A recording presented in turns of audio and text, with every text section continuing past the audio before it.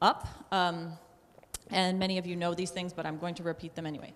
So Monday, we have Alejandro Matin in a new series that we've initiated called This Land, That Land, Discussions About Political Ecology and Place, which is a series of lectures and events in preparation for an exhibition that we're doing in April of 2017 with Ryan Griffiths, Sarah Ross, Brian Holmes, and Claire Pentecost. That exhibition is called The Earth Will Not Abide. So that's Monday night at 6 p.m. Then Tuesday, Rachel Cook, who is a curator at Diverse Works in Texas, this is like our Texas week, will be here giving a talk at 6 p.m. on Tuesday night, and also doing studio visits as Stephen has. And then, as you know, Krista Donner's exhibition is ongoing, and we're planning several events in conjunction with the show, but on the closing day, I want to highlight we will be doing an all-ages animation performance. Selena Tripp, Ben Lamar, and Krista Donner will be having everyone participate in a multimedia time machine using electronic and acoustic sound, overhead projectors, shadow forms, and transparent materials to create layers of past and future. So that's on a Saturday, the last day of the show, from 10 to 12 in the morning to accommodate those kids that will also be there. So that's all I'm going to try and sell you on. Okay, so tonight, super happy to have Stephen here. Stephen was a longtime Chicago resident, and as he so conveniently did with his slides, he put up a picture of an exhibition that he had at Gallery 400 in 2002 called With Reasonable Accommodation, which was actually inspired by a very rickety old lift next to a stairs, which was the attempt by the university to make this building accessible to people with disabilities. So the exhibition really took on, in that 12th year of the Americans with a Disability Act, the efficiencies and inefficiencies of our response to disability and access. And as you can see, it included many different elements, ramps to nowhere, obstacles, signage constraining visitors' movements, and inhibiting their access to work. So I'm not going to say more about it because maybe you will, Stephen. Then and now, Stephen has worked across media to explore the realms of conceptual art, critical theory, and disability studies. Heavily influenced by the Situationists who made everyday life their artistic activity, Lapthisophon works with found objects and elements familiar in everyday life. As a blind man, he also seeks to rethink the emphasis of sight in art and aesthetic culture, creating works that rely in some part on our other senses. Now I'll just tell you a little bit about his professional background. In 2008, he was the winner of the Win Newhouse Award for Artists with Disabilities, and he received his MFA from the School of the Art Institute, his BFA from the University of Texas at Austin, and he currently teaches, again, with that Texas thing, at the University of Texas at Arlington. And his exhibition, Styles of Radical Will, Italian Sculpture, is on view at Sector 2337 in Logan Square, and that runs through, and I actually changed my language when I wrote this, not on view, is presented and is open through November 20th. And there is a panel discussion there tomorrow night if you're interested in hearing more from Stephen and me. And Devin, who's right there, and Matthew Gerson. So hopefully you'll come out for that and at least see the show. So I'm going to turn it over to you. Please help me welcome Stephen Lapthisophon.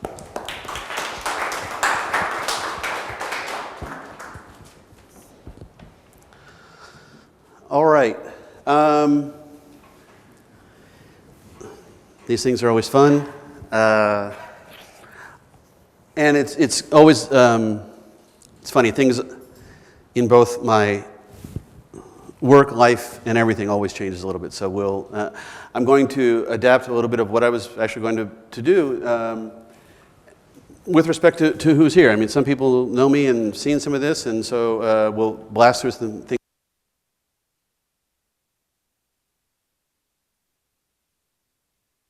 In a place, the setting where I've heard a lot of great lectures, and so it's really, very rewarding. It's always great to return to Chicago, but I really want to,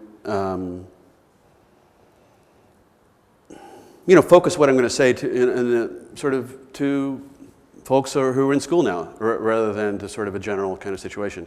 I had a really great morning. It was really a lot of fun to meet so many people here and see some old friends, et cetera. But it was very instructive to me to hear from some of you who are studying here now about what you're thinking about and,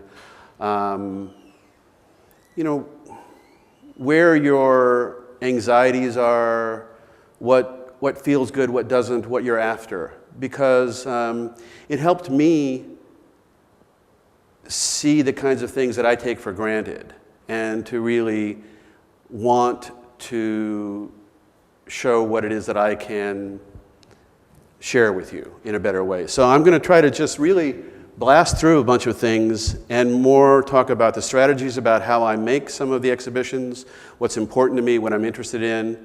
Not so much get into a kind of a program about what I set out to do, because like tonight even, things change. And I really want to kind of highlight that, is that I think one of the things that I learned today about the experience of making art now and being an art student in 2016 is that I think there's a lot of pressure on students to know what they're going to do before they set out to do it, or just to have a plan, or to kind of account for yourself as a maker. And I want to show you that it's possible to make things without knowing what you're doing.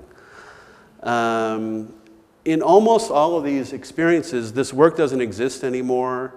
You can see some of the columns that you recognize over there, but the room is configured differently.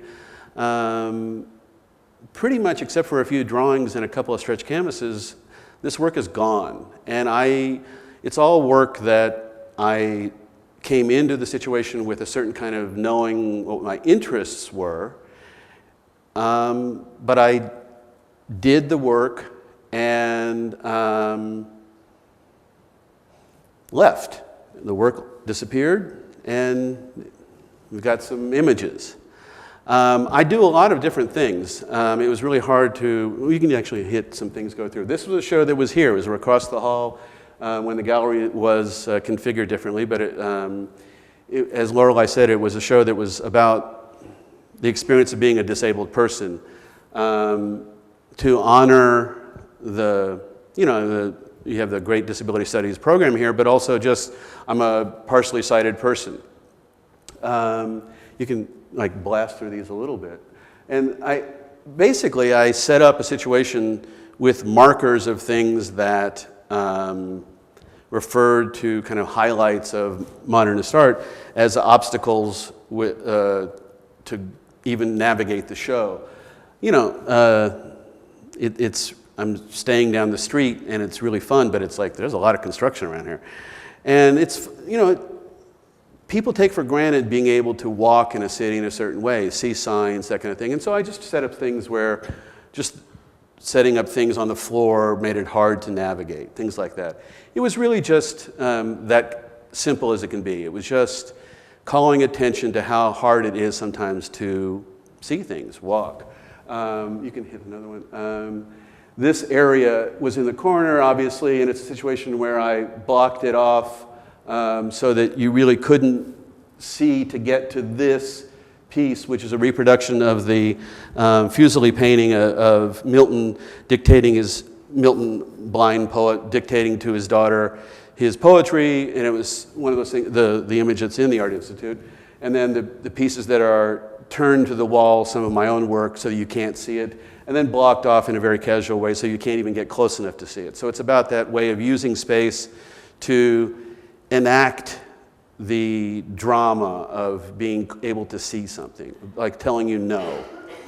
More and more I realize that a lot of my work, this is a portion of that exhibition that I return to in my thinking a lot because it marks a kind of refusal. It's a kind of saying no to something.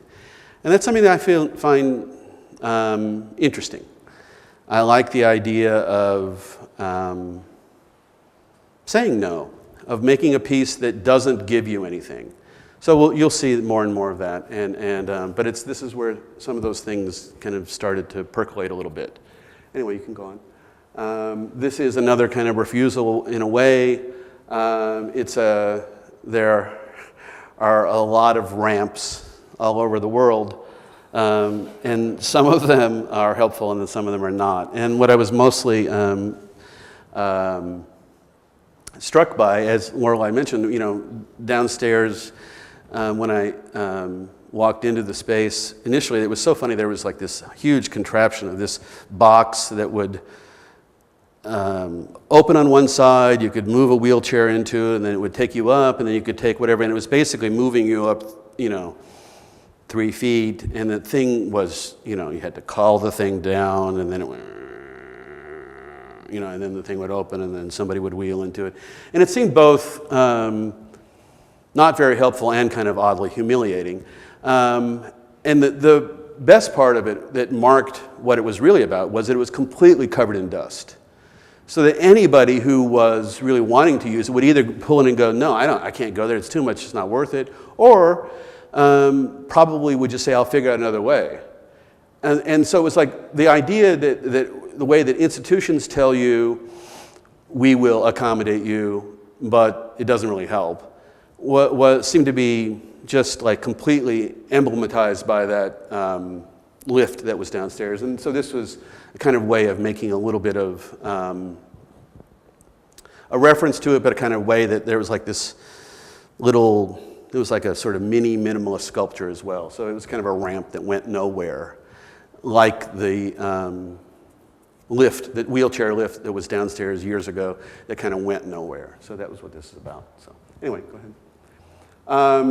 I have really, in the way that the last, that show that about disabilities kind of framed notions about public and private, and I guess in ways that are familiar to us now, there's a kind of play of what happens in public and private. In a political sense, this is a piece from 2004 or 5, something like that. There were some public protests that struck me as oddly not public. There were things that were transmitted in sort of like text protests, or we're sort of going to go there but not go there kind of thing. And it made me think of, I'm a much older person than all of you here, and it was like when somebody would actually go and hold a sign and kind of, stand in front of a sign. So I made some kind of protest signs, but I wanted them also to have a certain resonance with political statements that might be, have a historical resonance. So I made this piece. It was maybe a slightly enigmatic, because what was Bertolt Brecht right about? And I was referring to this story that Benjamin talks about, Brecht having this little statue, wooden donkey on his desk, where he has a little sign around his head that says, I too must understand. And so I was playing on this notion about political art that sometimes gets in a place where maybe the message is there, but the art audience feels happy about what's coming across, or the social audience feels happy. But there's a kind of a conflict between, a kind of a schism between the reality of the social world and what the art is meant to tell you. And so it was like this little play. This is about 4 by 6 feet, and it's a piece of cardboard with house paint ink on it. But it was meant to refer to kind of a sign you would hold, but at the same time it's framed and kind of put away like a drawing or a work of art, that kind of thing, but made out of fugitive materials. So it was that kind of thing that where I've been thinking more about what happens in public, what we can say in public, and where audiences divide and where they connect. So to me, that was what the piece was about. So anyway, go ahead. This is another piece in Chicago that was like 2005-06. It's in that lobby that where you come in from the street at the MCA. And it was up for a while, and it was me kind of junking up that entryway with a bunch of electrical cords, cardboard, things painted on the wall. You can go ahead. It's the education wing. So the stuff, the text around the top is a drawing and lettering with India ink that I just, I don't like standing on ladders, but it was really hard to do. So I went around the top of the thing with a quotation from the Russian educational theorist Lev Vygotsky about sort of early childhood education. And in the education wing, it seemed to be an appropriate place to kind of put things that were meant to edify, meant to inform, but at the same time kind of muck with it a little bit. So the Dan Flavin show was up at the same time, so I tried to play with some of the influences of early Russian avant-garde work that Flavin wanted to refer to and felt he was indebted to. But at the same time kind of refer to it, but kind of just make an oblique kind of nod to. So go ahead, and it's just kind of playing off the room, the doorways, the kind of like cardboard that would refer to the space of the thing, but at the same time just be kind of, make less serious all of the kind of like great high finish of the room. You can go ahead. And so, as well as having some things that, again, played with, I got lucky. I studied with John Bolt at the University of Texas, who was a phenomenal scholar of Russian avant-garde art. And so I felt very comfortable with the art of Puni and Tatlin and Rodchenko. And this was a Popova dress that was executed by Kristen Mariani, who's somebody I continue to work with. And so I wanted to kind of bring out some of the references that Flavin was interested in.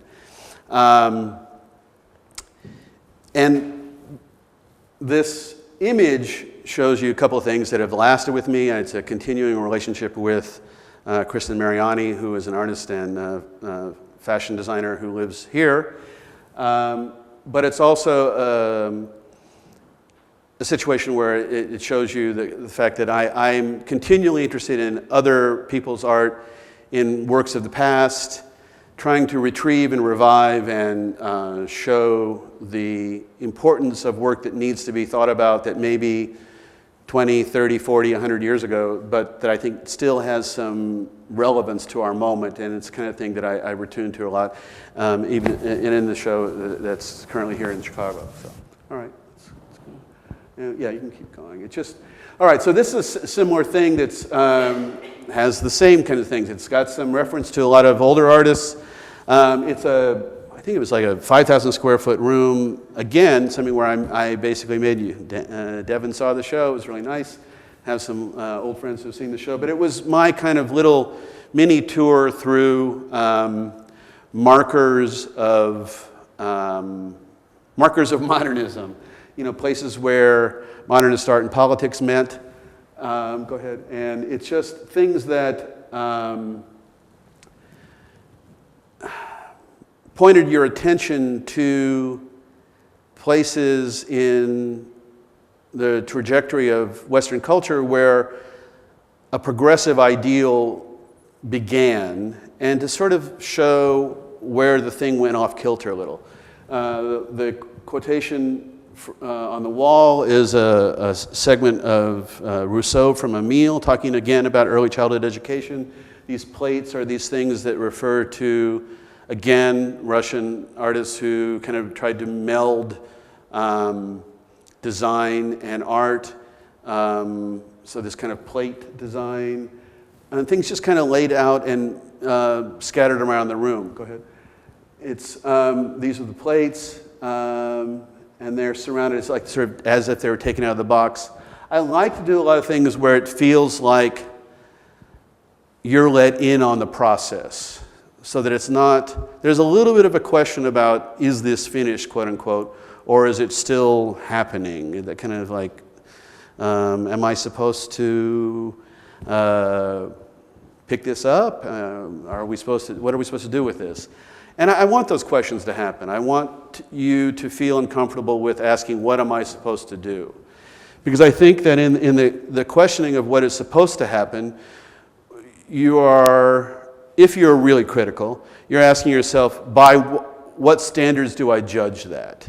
And at that point, I hope what you're asking is, how do I make my own standards? And I think that's one of the central questions of our time. I mean, we're in an age where there's constant ways where somebody is, judging others, those kind of thing, and it's like you're constantly asking, well, why do we judge? Is it because of this? The disability aspect, the exhibition that's on view currently asks you, when you confront that work, you have to ask yourself, by what standards am I making these decisions about what I think about this work? So I think any time that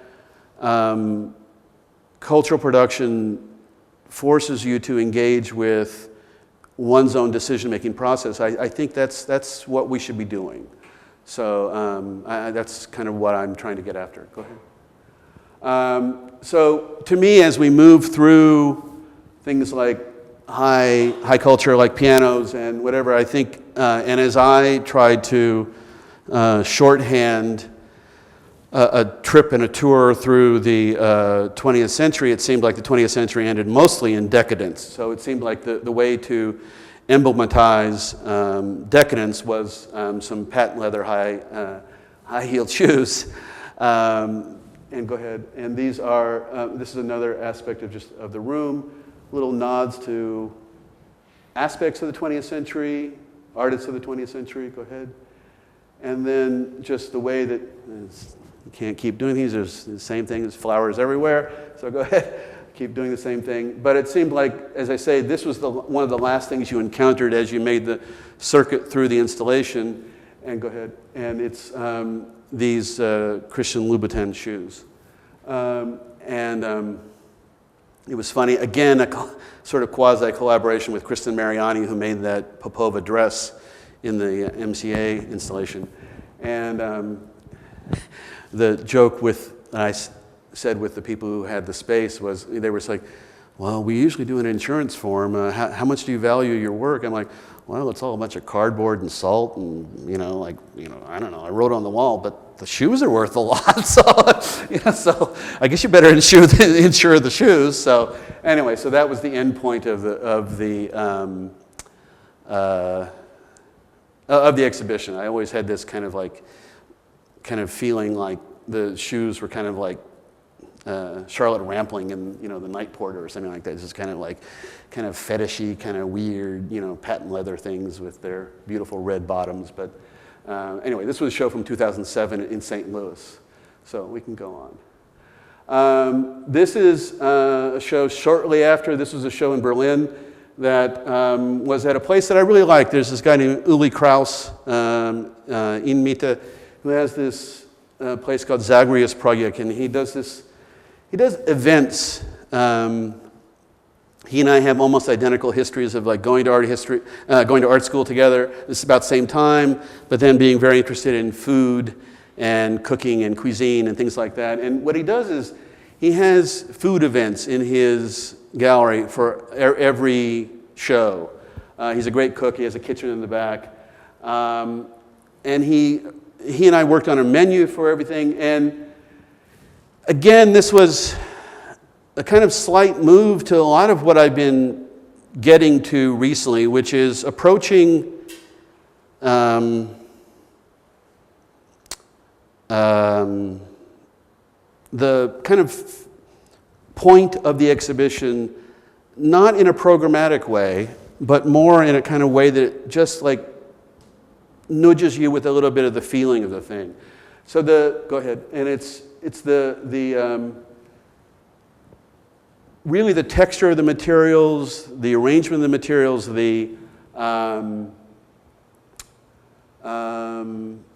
really the surface and kind of spaces are really more important to me in this show than a kind of statement, let's say. you know, if I was in art school now, I don't know that I could tell you what this show was about. I could tell you what I want you to think it feels like. His space is one where you go downstairs. It was actually, Mita is an area that was one of, in an assimilationist time in Berlin, it was very freely kind of, it was a time of Jewish life that was thriving. This was an old Jewish women's bathhouse in the submerged part. It seemed to call for a certain kind of sadness. I don't know, again, like I say, what this show was quote unquote about, but I know exactly what I wanted it to feel like. And it felt both regimented and a little sad. This gray thing was this really beautiful, heavy, thick felt that we found. It's kind of like a paper felt that was a tablecloth. So on the one hand, it kind of was a tablecloth. On the other hand, it was the most unforgiving tablecloth. I mean, it didn't make you feel good to eat there. But the food was lively and wonderful, and we had a lot of events with food and things like that. So it's that kind of playing back and forth. And go ahead. And it's, so these are kind of just some of the ways that the room felt. It had this was where you came down from the Hinterhofe, where you, sort of this little interior courtyard, and you came down into the space. And then, so they have these, did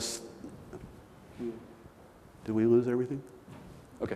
We had these like nice stairs, and on the other hand, there was like this crazy other ramp that was here, and I just like forced this table down it. So he took one of these tables and moved it up there, things like that. Go ahead. As well as just like it felt on the one hand during the day, it had this great sunlight that came through the thing, and then at night it was like very dark because it was downstairs. So I just really wanted to play with feelings. And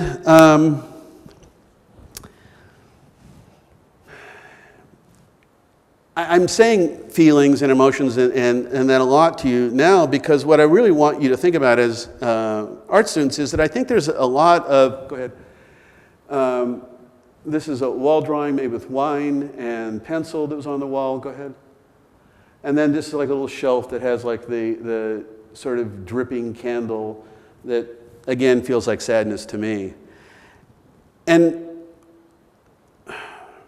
when I'm talking about sort of things the way they feel is I've been teaching a lot, and the beauty of it is that you guys don't know, but we learn a lot from you, more than you learn from us, probably.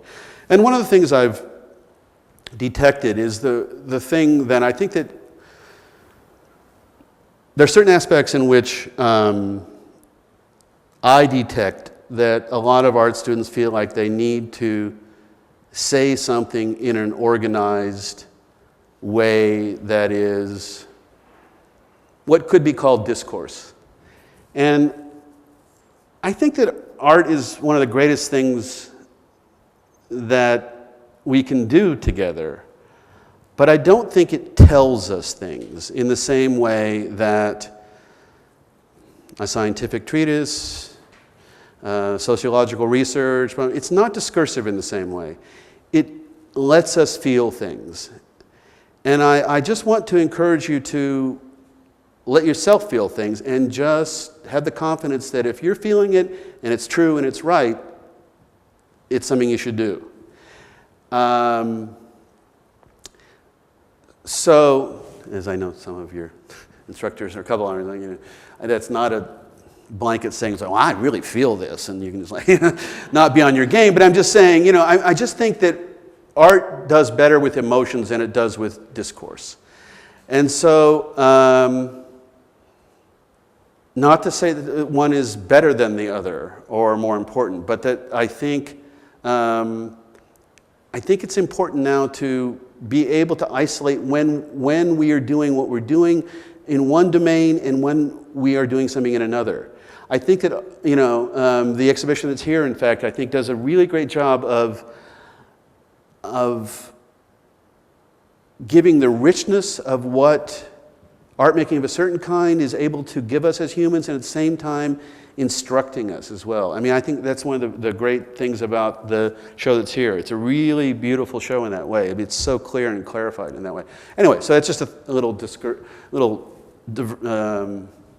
detour into something I learned from this show, which was to live in the world of feelings. So, anyway, go ahead. This is just more stuff that was around. It's just like this corner where there was like more plates and more whatever. And I'm kind of moving up to thinking about things with plates and food and things like this. This is where a lot of things got more food related, so you'll see. So anyway, keep going. This is just a shot in my studio. I put it there because I wanted to just show you that space and where I work, and that sort of little meeting together of what we do to, just daily as humans, and the work that results from it is it's a place that's very important to me. It's a place where the collision is something that I'm constantly playing with. Go ahead.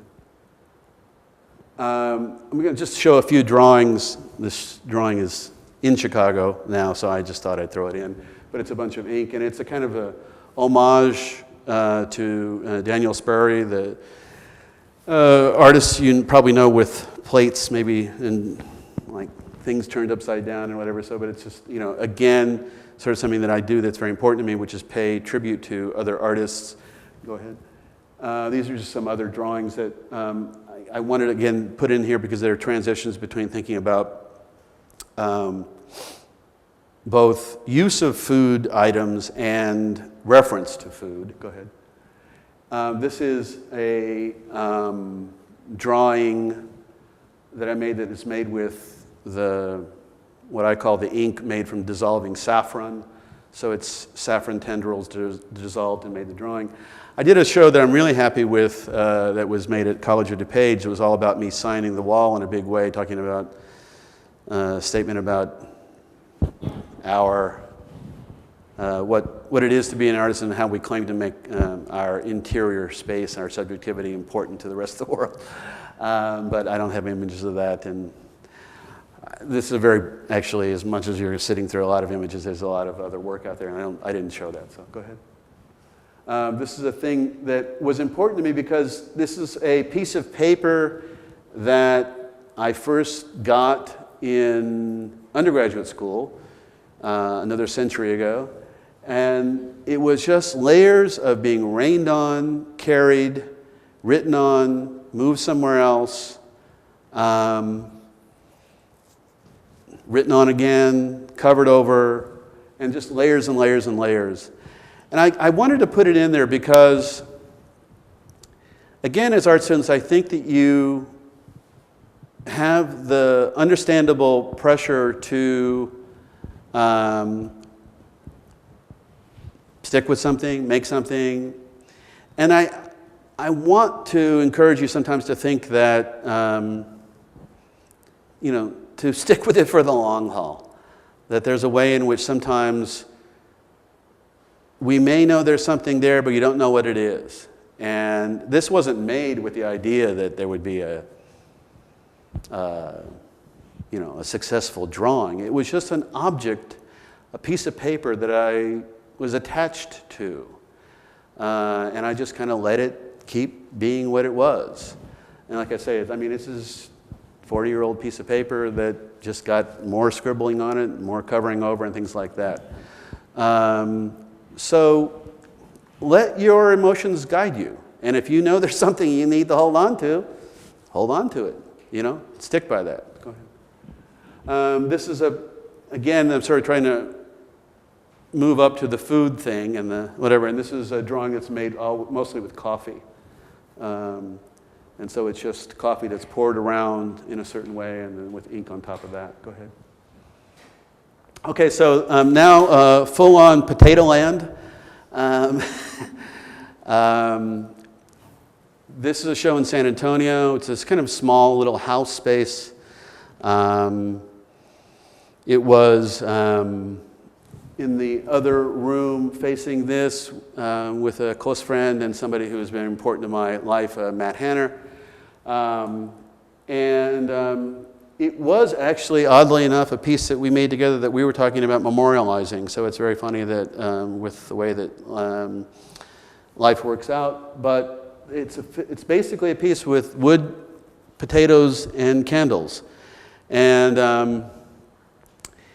Matt had some drawings and a neon piece in the other room, but I basically scattered some objects on the floor, but then in a kind of oddly ritualistic way, had candles that drooped, and like you saw in that Berlin show, just the wax of them dripping and kind of being sad.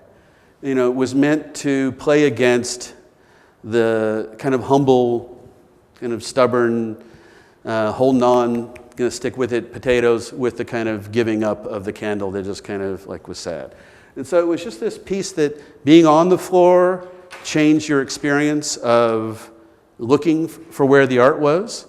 I think we're generally accustomed to kind of looking up, as well as kind of feeling like either if it's an object, it should be elevated onto a pedestal or something that says it's important, or something that's on the floor asks you to engage in a different way. So it was that kind of just like being there, moving through, whatever. I like food, I like cooking, I like food things, but it was also a situation where I was taking a little inspiration from some of the pieces by the arte povera artist Giuseppe Pennone, who also worked with potatoes in a very different way, but it's that kind of way of just this little, it's that sort of stubborn, still living kind of like force that I think potatoes have, that I wanted to use in this piece. So go ahead. And this is the sort of little way that they sat around, and I'm a little weird. I always wondered, I always thought that, like, you know, I put them in ways that I thought they would have conversations or something like that. So I don't know. Anyway, go ahead. So this is a piece in Barcelona. You can see it's kind of an old part of town. It's in the Gothic quarter there. And it's really a space. This is just basically where the storefront was. And it's an exhibition space that is all about the storefront. So and inside it's this kind of high ceilings like here, but they're all these arches that are very old architecture, you know, that kind of, you know, 13th century things that are really beautiful. But I just basically moved their trash out from the back of the space to the front and put it in the window.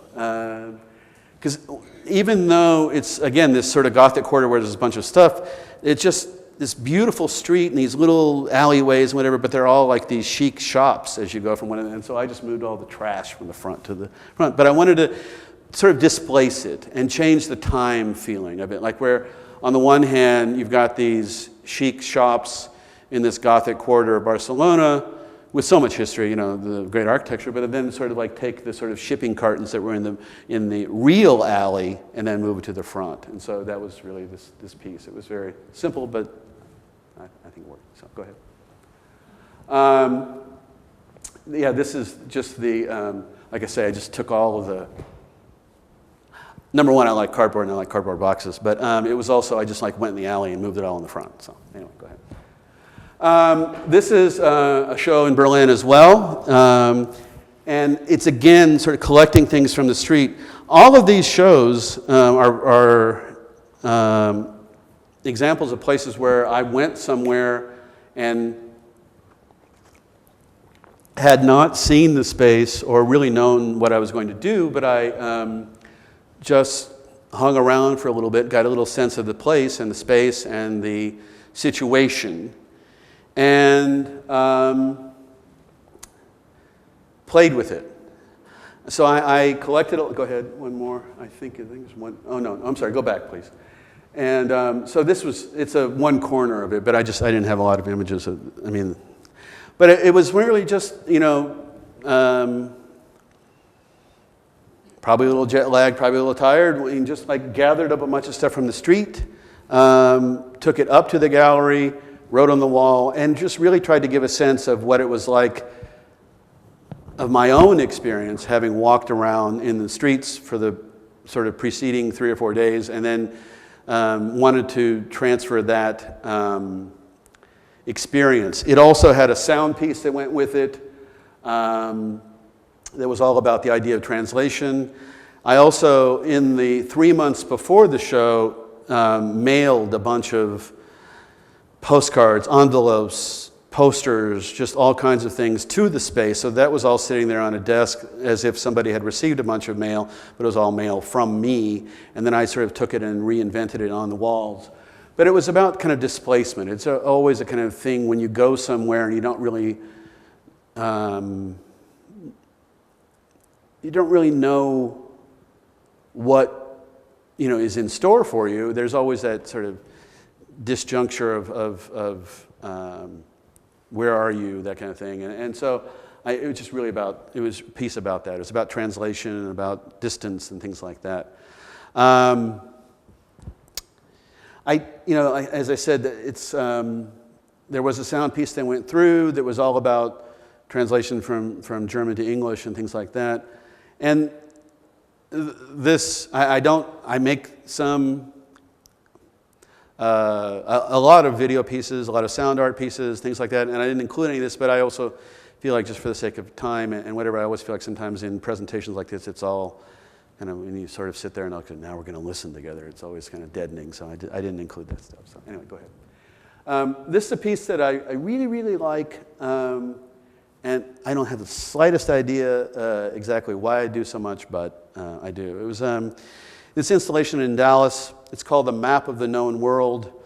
It's a nail that is coated in gold, and then with a string hanging. Oh no, I'm sorry. This is the Berlin show. I'm sorry. This is a book holding that up, and then I wrote on the wall. I'm sorry, but I'm sorry. Go to the next. Go on to the next. I'm sorry. Yeah, and then I just put this for a little.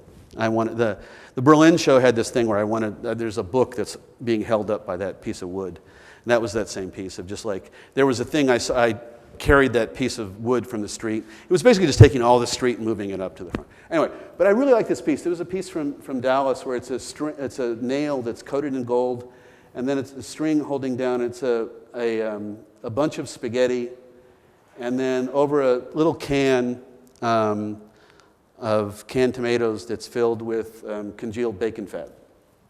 And like I say, it's a piece that's called Map of the Known World, and it just, what some of these next images will get to you is that I'm really trying as best I can to find out how we know the things that we know, by what means we can feel confident in what we know, and how much I can give away to learn something from confronting a place where I don't know what I'm doing. I don't have any idea why I did this, but it just made sense to sort of tie a bunch of spaghetti on the thing and make it hover over a can of bacon fat. And I guess two things. One, to me, it was a very honest piece. It was a piece that I just had to do this. And I guess what I wanted to say is to art students is I really think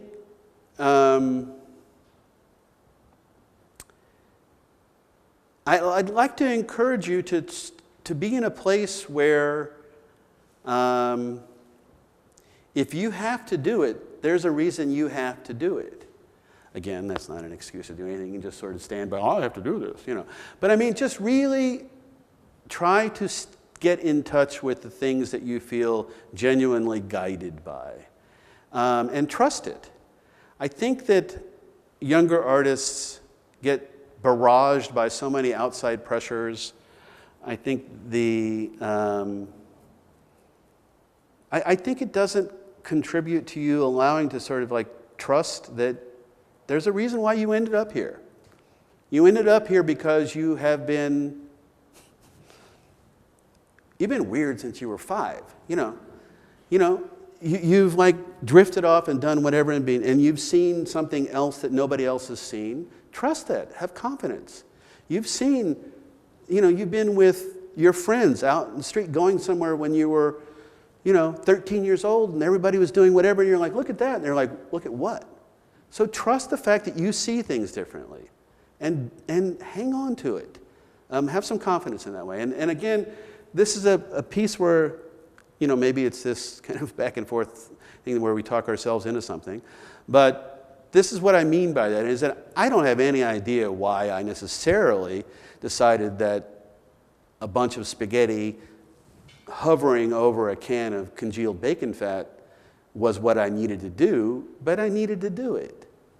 And sometimes you have to trust that. So anyway, go ahead.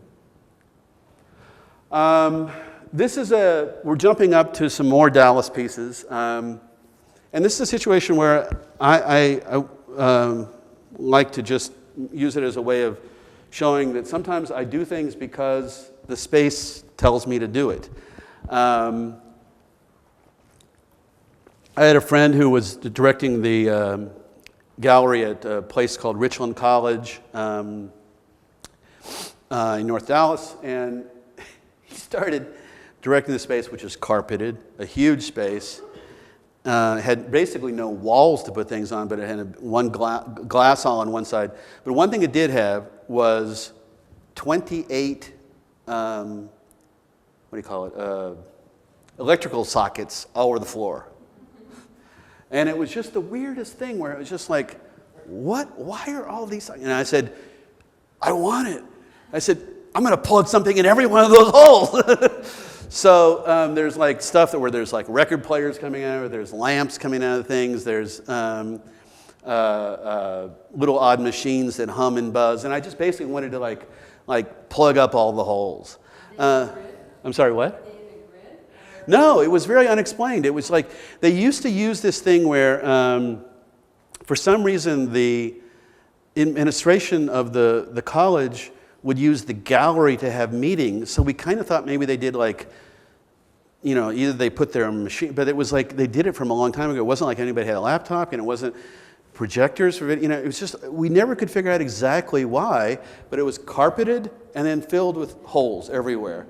So I plugged something in every one of the holes. There was radios, there was record players, there was like, I think there's one corner you can't see, there's a blender in one of them. So I just wanted to instead of, I think that we do a lot of things where, both in life and in art, and I'll let you figure out how the two mesh, but where we sort of ignore things. We sort of block out what is clearly there. And I'll let that just, sit with you. But it's a situation where, I like to, instead of ignoring what is like right in front of you and try to sort of like work around it, I was like, look at this, this is weird. So that was what this piece sort of started out. And so I just basically, tried to work with the space and, muck with it a little, just, kind of play with how odd it was. Like I say, instead of ignoring it and trying to kind of place something in it against its own will, I wanted to kind of, work with what was there.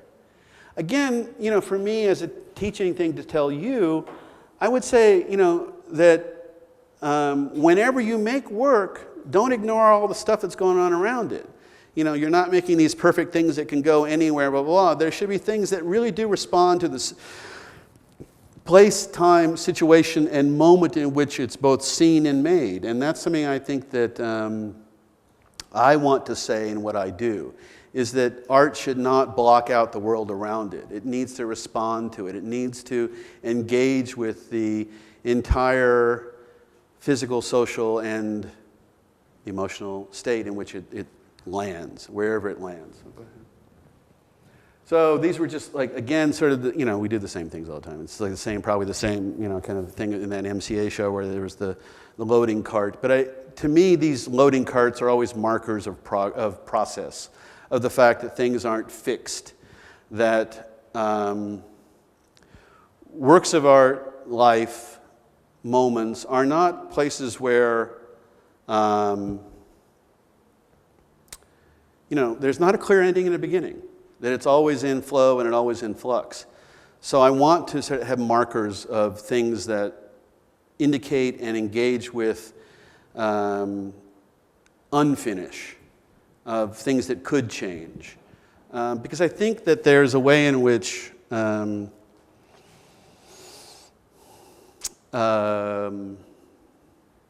certain aspects of dominant culture want to give you things where things are packaged, they're digestible. It's harder to digest flow and things that are in constant sort of happening.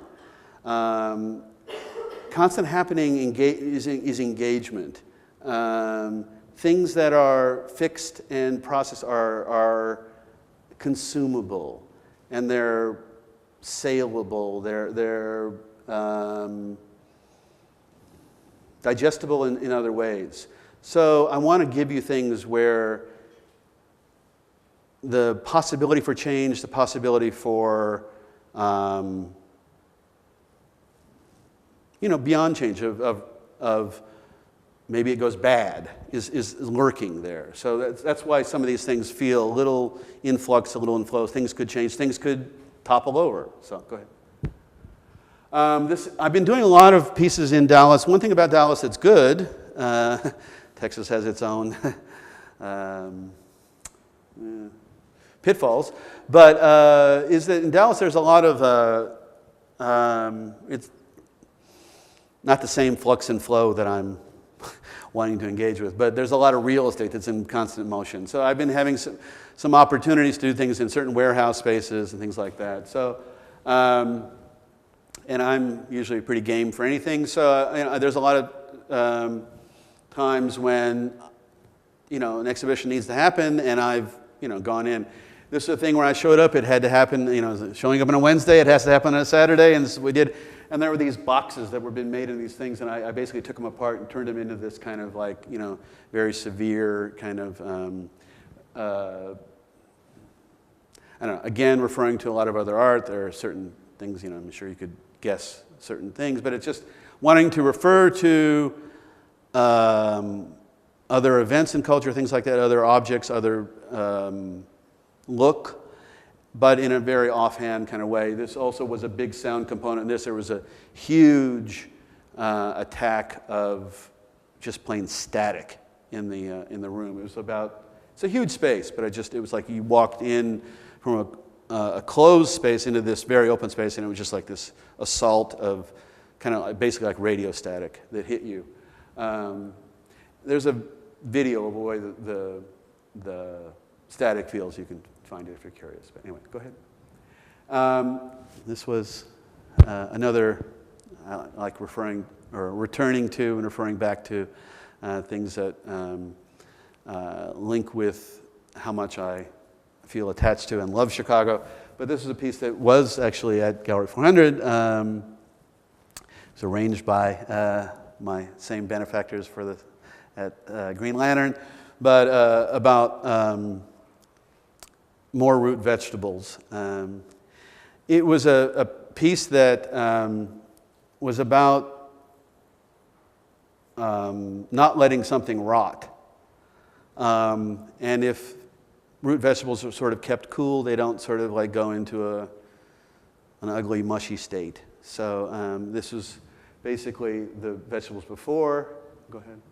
And then they were kept in a sort of bucket that had ice that kept them cool and things like that. It was really about how the social relations take care of things and things like that, about letting the vegetables be a sort of surrogate for human interaction. So go ahead. More warehouse work. This was actually something like, this is like a small portion of a 10,000 square foot installation that was in West Dallas.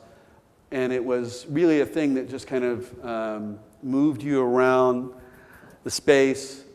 More typical things of ladders. If you've been,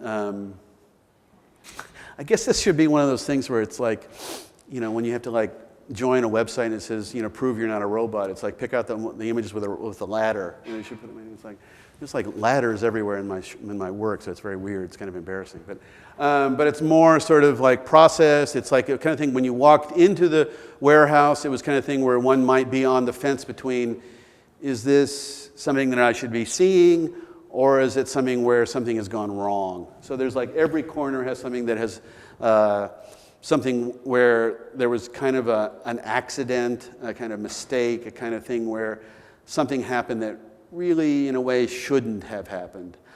I have been really thinking about for a long time this notion of accident and mistake and just like things we do as humans that like spill something, rip something, tear something, something gets burned. And that's how a lot of the things get made. A lot of things are made by throwing something, by letting something just spill onto something. And I'm really interested in that possibility of what happens when we do something unexpected. And part of that is, again, what I was getting back to earlier when I was talking about standards. Because if you consider something a mistake or an accident, that forces you, again, if you're critical, to construct for yourself or own the standards by which you consider something a mistake. That can be something like making a drawing where something needs to be shaded differently, or it can be considered how you consider another person to be wrong or a mistake or maybe something about them that might be slightly, in your judgment, broadly culturally mistaken. So that's where I want the thinking to be directed. That's why I'm interested in that kind of way of learning. And it just comes up in different ways. Part of the way it comes up as well is with this notion of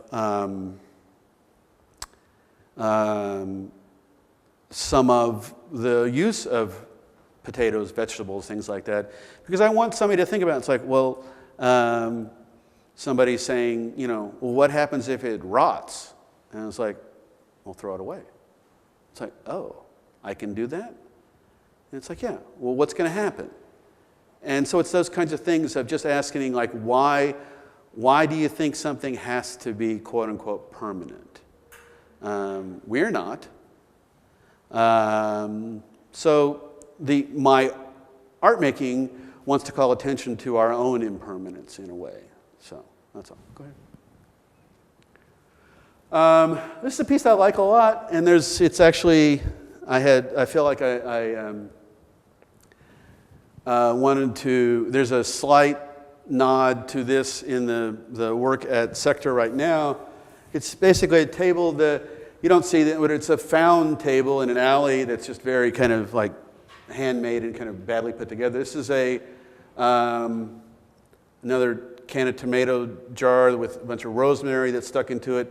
There's a clamp light out here that is giving you that light right here, and there's ink that's thrown against it so you get the distance between wall and the rosemary that's here. It's a very fragrant piece, and then this table has been covered with gold pigment infused bacon fat. So it has a kind of glossy, both sticky, oily, kind of beautifully ugly surface. So, go ahead. Can I make a comment? Yeah, please. So it's like 7:15. Sorry, say it again? It's about 7:15. Okay, yeah. Next Okay. portion in maybe 10 minutes. Cool. Absolutely. We're almost done.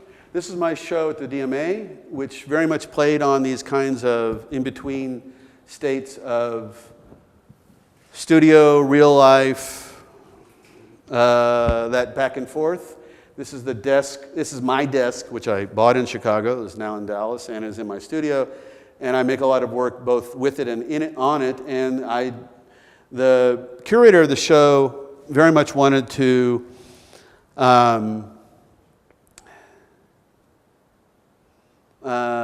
give the feeling of what my studio was like in the museum space. One of the big accomplishments for me in this show for the Dallas Museum of Art was that there's no stanchions, there were no labels, there was no barriers between the objects, the things that were in the space, and then the viewers. And I wanted to very much play on the sort of physicality of being a human in a space and not having interfered with by the intermediaries of label and things like this, and the preciousness of a thing. So we can blast these. This is what the space looked like.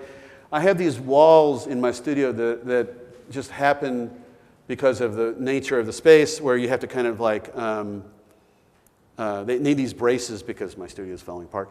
And I use them for storage. And so the designer replicated some of that. And this is the space. Go ahead.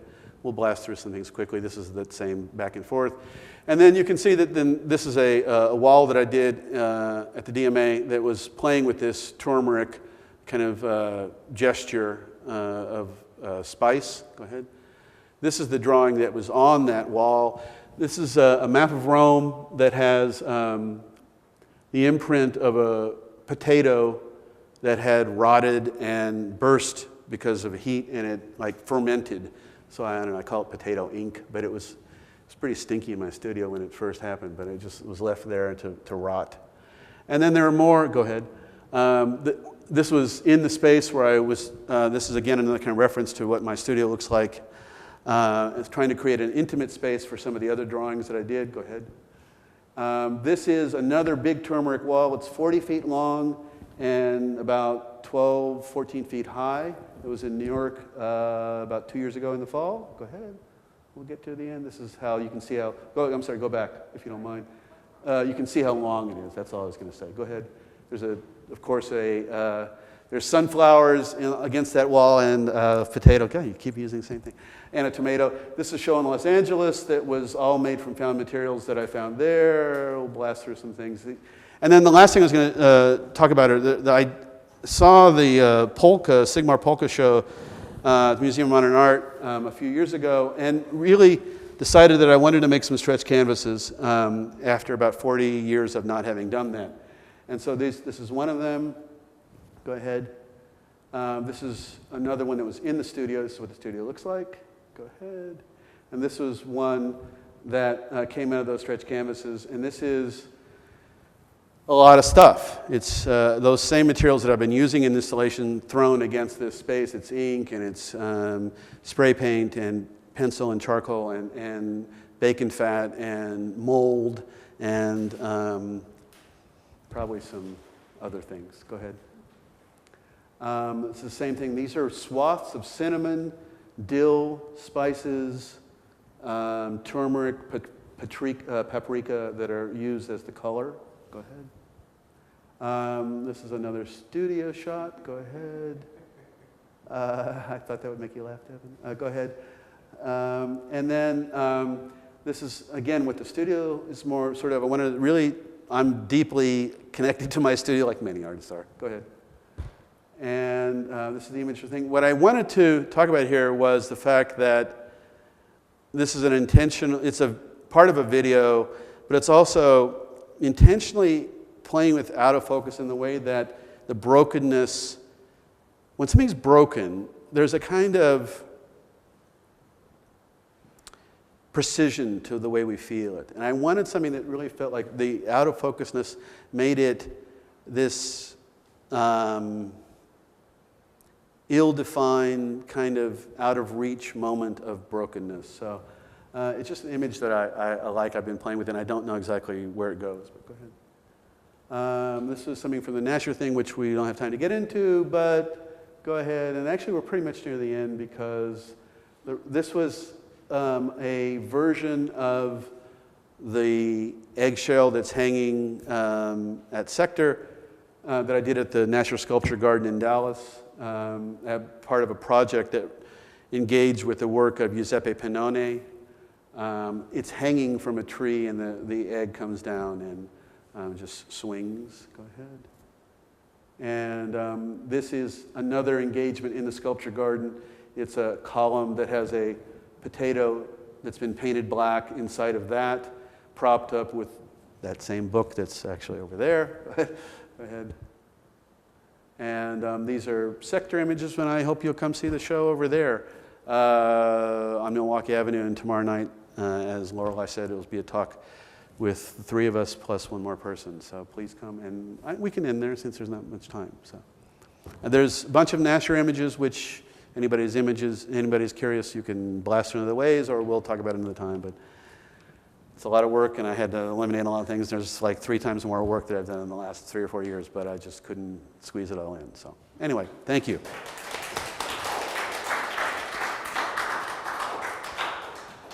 So if anybody has questions you want to ask, if you could ask it through the microphone, and then it will get recorded.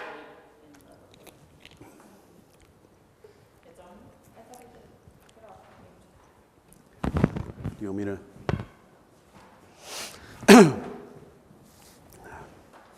Thoughts?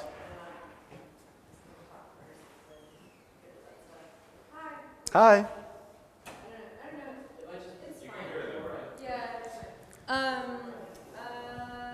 I just worked in an art. I just worked at Art Expo all weekend, and like it's got your voice. Oh, I just worked at Art Expo all weekend, and like thinking about commodity and thinking about art as commodity and thinking about how we commodify the art object or the art practice, and then, you know, which is like a complicated process and horrible and like, you know, all the things. But yeah, I mean, it's like, it's like so interesting seeing your work because it's like the antithesis of Expo is like, oh, thank God for a rotting potato. Maybe you can talk about like how you deal with that or like. Yeah. No, I mean,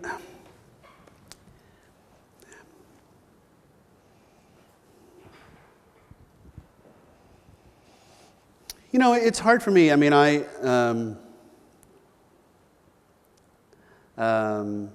everybody's got to make a living.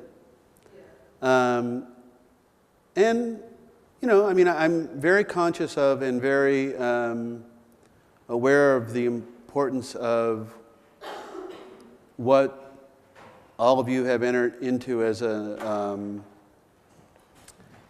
serious enterprise in terms of being in an art school. And I love teaching and I love all that aspect, but I mean, there's a course at my university about entrepreneurship and branding yourself as an artist. And frankly, it makes me want to throw up in my mouth, you know. So, and I don't know what to do because the person who teaches it is in the office next door, we're friendly, et cetera. But at the same time, I feel very conscious of the fact that I think there are a lot of artists who maybe make work that is about a kind of anti-commodification position, and what they do is they brand themselves as such. And so it's a delicate place that I live in and that I whatever, but I think the work, I'm trying to make it as real as possible about exactly what you're saying. I think, and this is about as imprecise as can be, but I think as long as the exchange feels human and real, I think it's okay, you know. But yeah, I mean, that's about what most of the work is about, you know. I mean, no, there is a strong strain of wanting to examine what the process of commodification is. It's in much of what I do. But I'm also trying to tiptoe or avoid the way in which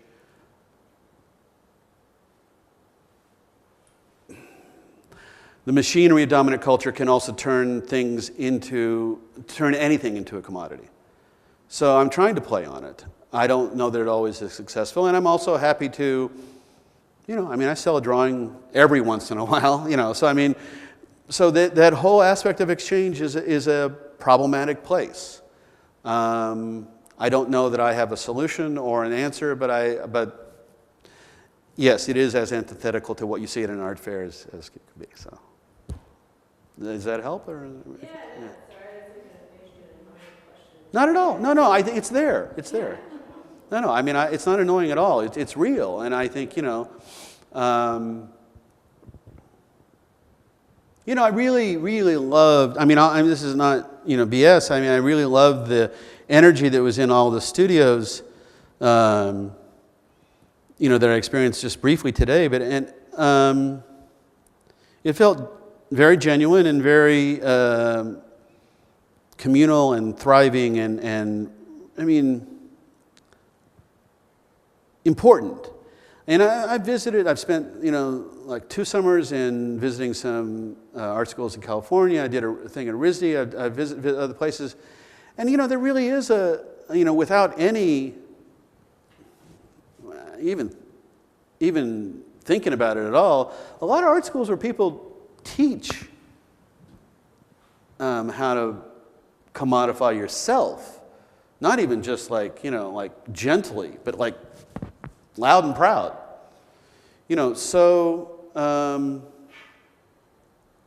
I mean, we're beyond being embarrassed by it. It's just, it's just like, this is what you do. So, yeah, I mean, I think about it all the time. And I feel uneasy sometimes, and sometimes I just try to have some fun. So, Thoughts?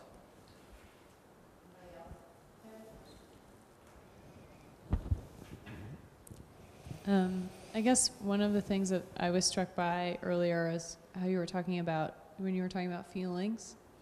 And I wondered if there was a relationship between the sort of, I mean, in some ways I want to say active withholding, or maybe it's like self-concealing, or that sort of resistance to bear all or to be fully available.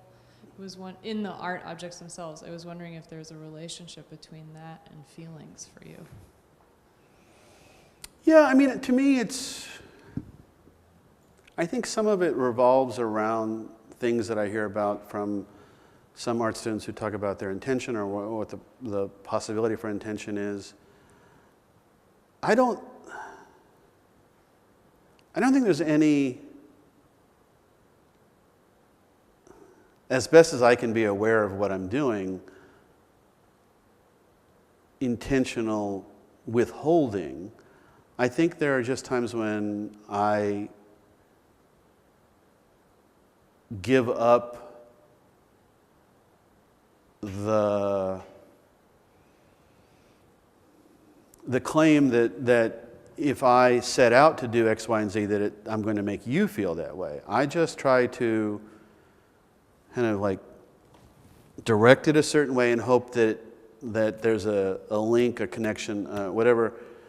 But there's no, it's not like a memoir where it's like I'm trying to gauge how many details I can put in or how many hints and clues. It's just, it's there, we're either feeling the same way or we're not. Does that make sense? Okay. You guys had a long day. You tired? Okay, well, maybe we'll wrap it up there. Thank All you, right. Stephen. Thank you.